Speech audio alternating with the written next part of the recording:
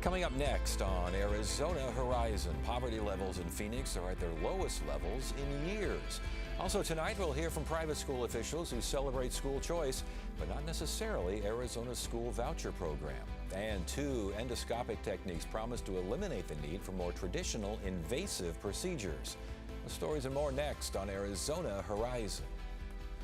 Arizona Horizon is made possible by contributions from the Friends of Arizona PBS, members of your public television station.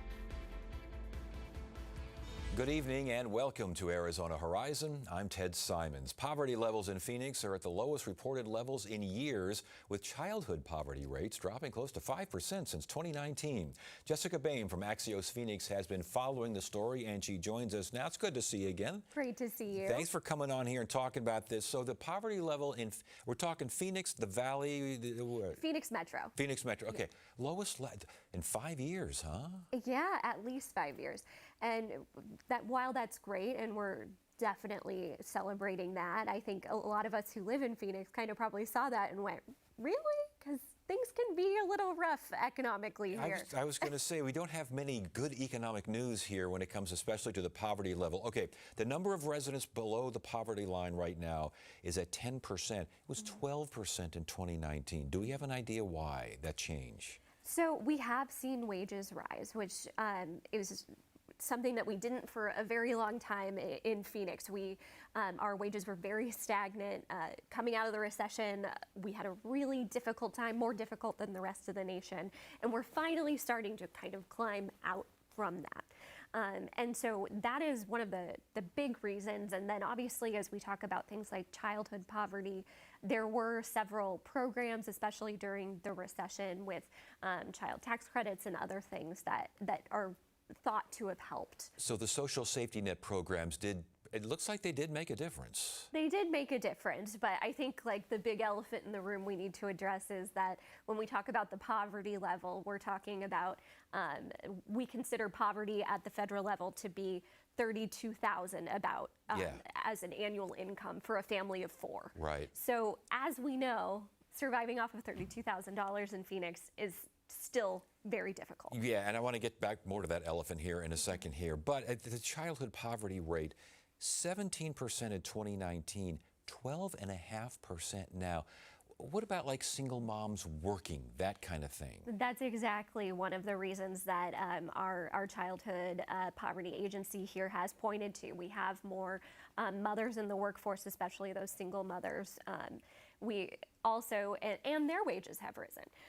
And then when we talk about the child tax credit, the federal and state level, those are things that are many agencies are still pushing to expand and to renew moving forward. But even I can do the math here. The childhood poverty rate is still higher than the general poverty rate overall. Yeah, and that one really kills me to see. That was the hardest part to see in there. It's like, this is so great that child poverty is decreasing.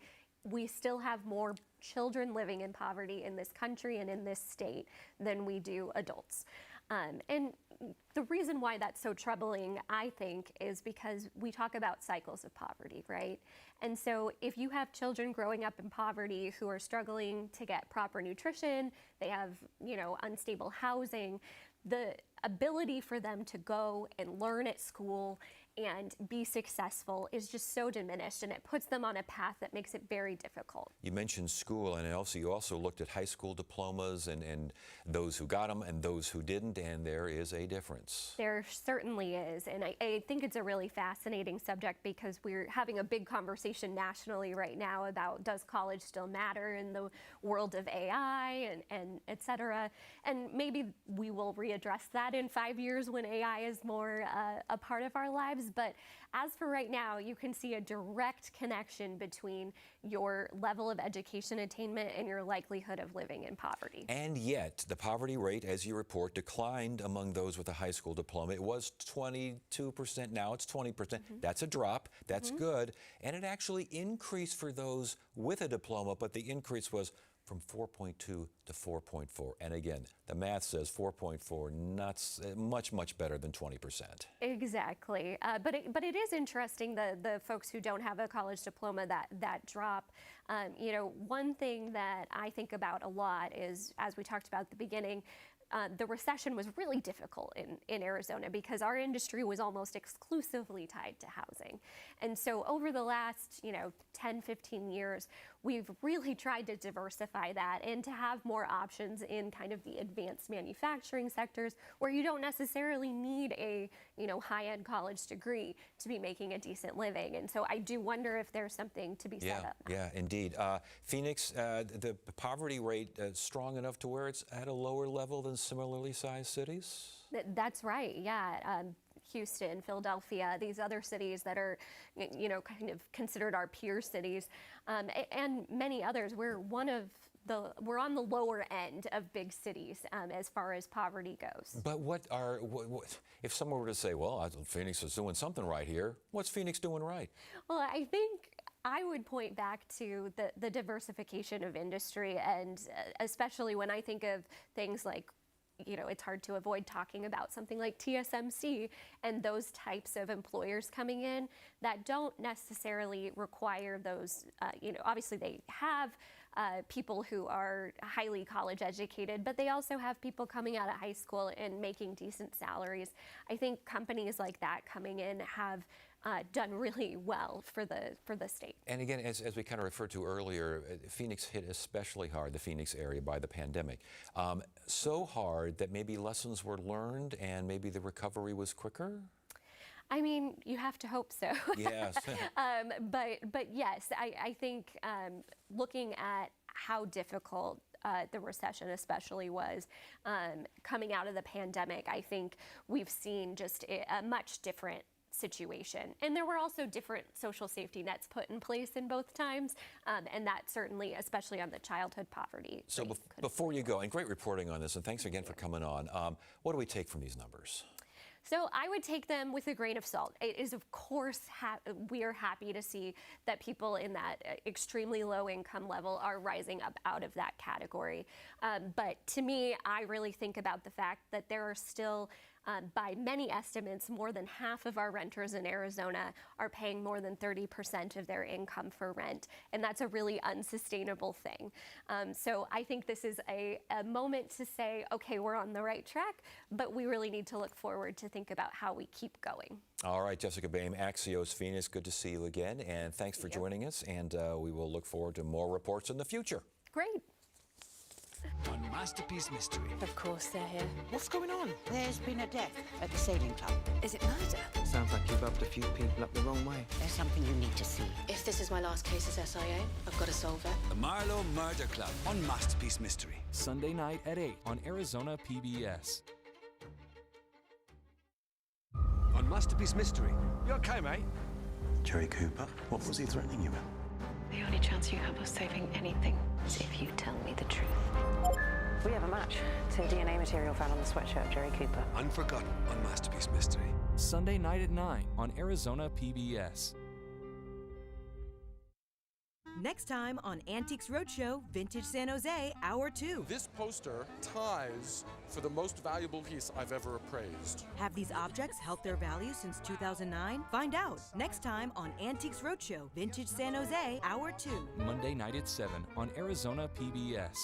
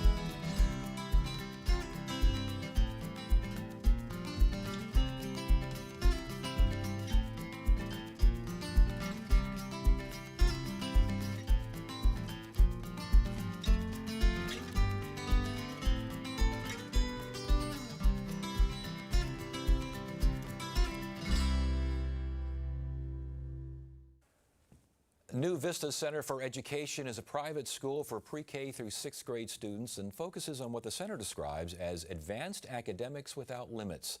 As a private school, New Vista supports school choice, but officials don't necessarily support the way that the state's ESA voucher system is working. And joining us now is Carol Elias. She's co-director of New Vista Center for Education, and also with us, co-director Christy Rower. Good to have you both here. Thanks so much for joining. Thank you for having us. Give me a better definition of New Center. What are we talking about here? Of our school? Yes. New Vistas is, we've had our school for 46 years, and it was a different approach to education back then, and it still is. Our kids, it's about learning and it's about advancement and accountability on teachers' parts and schools' parts. Yeah, Christy, as far as it it differs from the standard paradigm of education. How so? So we truly believe that at any age that there should be no ceiling on your learning. So let's say you come to school and you're 4 years old. You know all your letters and sounds and you know how to add. You should be ready for the next step.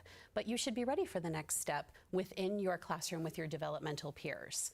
So we don't want to skip your grade. We want to keep you with your peers, but we want to be able to give you what you need. So that could look like Algebra 1 at 9. And so we give lots of support for that. Is that advanced academics without limits? Is that what we're talking about? That's exactly it. It's exactly it. Students who come to us, every student on our campus is tested prior to being on our campus. And so that's, first of all, tells us a little bit about the child, and so we know that.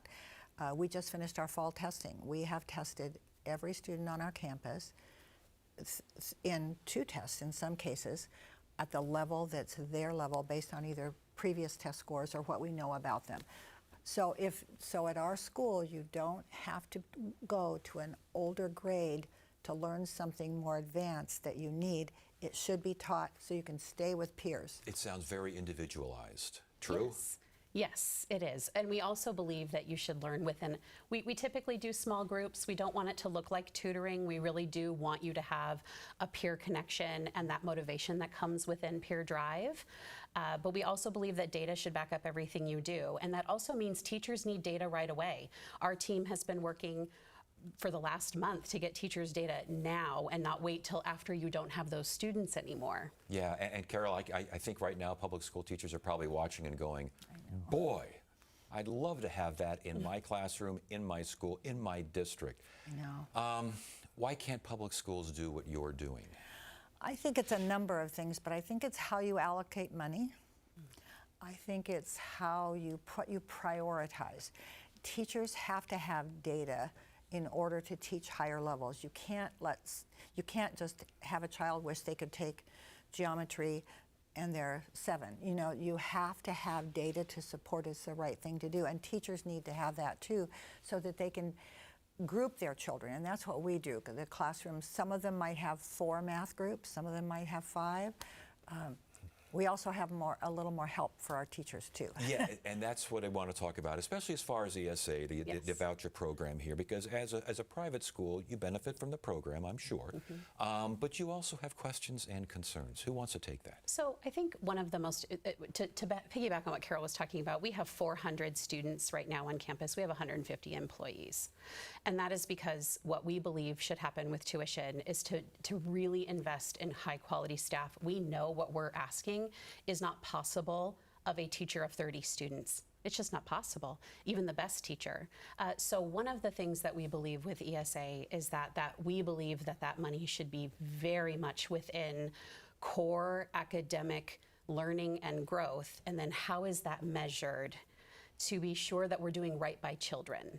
So maybe more for teachers, to get more teachers, to get fewer children in classrooms, and to get folks who can take data and figure out what's going on? Those are the really important things, and we need to have, there need to be enough children in the classroom to, I mean, friendships and fun and all the fun parts of school are there too. So usually our classes, depending upon the age, can be anywhere from 18 to 22, maybe 24 even. We have a couple classes at 24. But that teacher has a teacher's aide, a full-time teacher's aide, and either a part-time or a full-time another teacher in the classroom, co-teacher, to help. Because if you have you're teaching second grade and you have 5 math groups. To have math every day, you need more help to teach. But again, these ideas would be wonderful across the board, everywhere. But people will say, we have a lot of folks on this program will come on and they will say, because of ESAs, money is drained out of the public schools. They can't do these kinds of things. Do they have a point? I think that one of the things that we find to be really tragic about this program and the oversight piece is just not really knowing exactly how these children are learning. We talk a lot. I'm sure you could open up a newspaper today and read something about how ESA money has been spent, right? They can audit ClassWallet and know all of these things, but we don't talk a lot about what children are learning. And so how are we measuring that? Teaching is sacred work. Working with children is sacred. It is our responsibility as a state to know what children are learning. Yeah, please expound on that if you would. Well, that money should be spent for learning and learning only. I'm sorry that people may disagree with me about that, but learning and learning only. And I'm okay with where it's spent as long as we require data to support testing when they go into the grade and testing when they leave the grade. Our money shouldn't be going to things that are not effective for children. And parents don't know that. They don't know how to look at all of these things, and so they're really stuck with what a school might say about themselves. And it's data that we need. It's data that we need to counteract the data we do have about our state right now. And real quickly, before you go, can you do all of these things? I mean, if tomorrow the ESA program evaporates, can you do that in public schools along with your private schools? Obviously, you guys have this handled. Can you do it in public schools if ESA goes away? There would be a lot of red tape that would have to change. There's a lot of aspects of this. You know, there's a lot of people at the head. You know, I mean, there's a lot of aspects of public school that would have to change. A lot of the bureaucracy would need to change to do what's right for kids. You agree with that? Oh, absolutely, absolutely. And I think that I think it's possible to do all the things we do. And remember that our school has been here for 46 years. Right. So for 44 of the years, ESA wasn't even a thing that worked for regular schools. So our school did fine without it. And so we're not out there seeking ESA monies, but we are out there seeking for people who are choosing to elect and using ESA monies. We are all about accountability for the kids' sake. That we know that the money that we're all contributing, and we should do this for education, we know that the money we're contributing is going towards children learning successfully. All right, we got to stop it right there. Carol Elias and Christy Rower, thank you both so much for joining us. Oh, We thank you. It was appreciate really Good to see you. nice, really nice. Thank you for being so nice about it.